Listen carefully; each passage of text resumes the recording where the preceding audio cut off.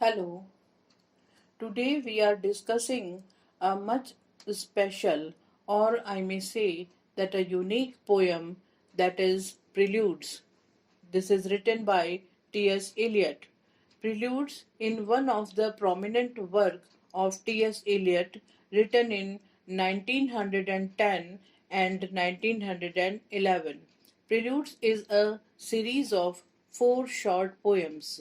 The word prelude comes from the Middle French word prelude, which means notes sung or played to test the voice or instrument. This word is derived from the Latin word preluder.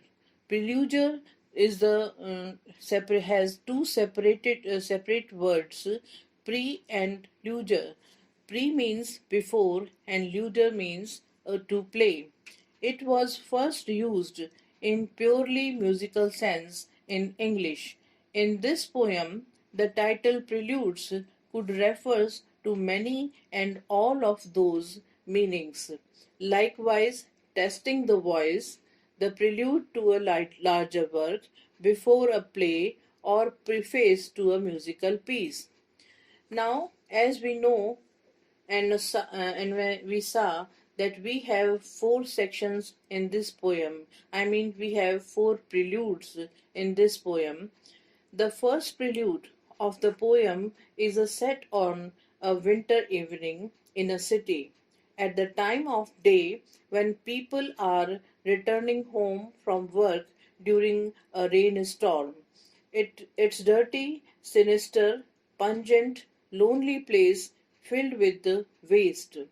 Motifs are introduced what continue throughout the poem, that are time, light, newspaper, discarded and broken objects, the street and vacant lots, the cozy domesticity and occasional rhyming meter is disrupted by images. Now comes the section second.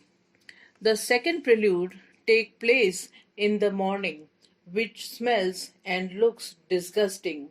City dwellers are reduced to symbols of their work, feet and hands moving, and they act as if in a play, with only a pretense of meaning, and their lives are all the same.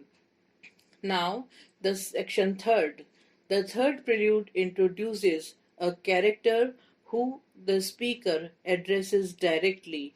She lies awake at night thinking of the debased life.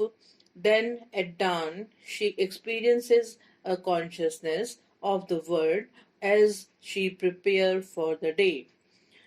Now comes the last section, the fourth section. The fourth prelude, written several years after the other, introduces Christian imagery. Is imagined in the sky, blocked by the city, and in the street, trod upon the pedestrian. The poem returns to the evening routine of the working class, numbed by nicotine and news. The speaker then gets personal about these emotional experiences of religious impulses intertwined with his poetic imagination. Then he dismisses the fancies with an embraced gesture and ends with an image representing a spiritual void. Now we completely analyze the poem Prelude. Eliot wrote these poems early in his career, so you can think of these short preludes as testing the voice of a new poet. They can also be seen in the larger trajectory of the Eliot's biography, works that precedes his longer poems and established the themes of his poetry. Each of the four stanzas in is set earlier in the evening or the morning, which in the industrial city are both devoted to preparation for this act as a prelude to the main act of work. Thinking of a prelude theoretically also fit with some of the imagery of the poem, which raises a curtain on the pictures of modern life. Eliot had a proclivity to title his poem in the musical term, such as Rhapsody on a Windy Night and Four Quartets. As, as the last prelude alludes the Christianity, this suggests another meaning for the word prelude. The prelude before second coming, when the word is waiting for the return of the Messiah to bring back meaning. In section first, the phrase the winter evening settles down. I repeat it, the winter evening settles down is an example of pathetic fallacy, a form of personification in which the feelings of the character or a speaker are embodied by an inanimated objects. The writer winter evening experiences an orderly transition from day to night. It situates the poem at a particular time of day in a particular time of year as winter at dusk. The first two lines are written in iambic tetrameter for emphasized syllabus.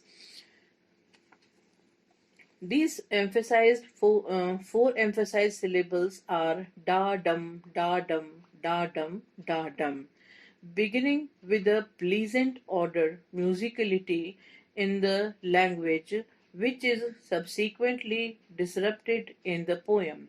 Lines 2 and 4 rhyme, but lines 1 and 3 do not, in a free verse form, and that occasionally comes to order.